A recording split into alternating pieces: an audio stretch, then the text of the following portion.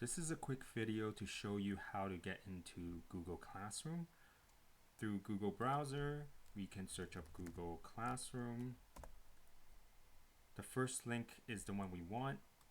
Clicking that, we go into their suite platform. On the top right, you'll see a sign-in.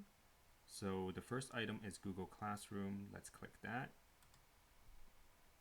It should open a new tab, and on the top right you'll see this create or join your first class arrow. So this is assuming we already signed into a Google account. You do need one because that way we can keep you updated through your email.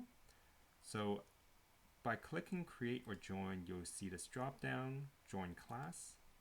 It'll pop up this window to let you enter a class code. The class code should be inside the email that's sent out with this link. So I'm just going to copy and paste that. Once you join, it'll bring you to Code Ninja's Vaughan classroom, and yeah, we'll go from there.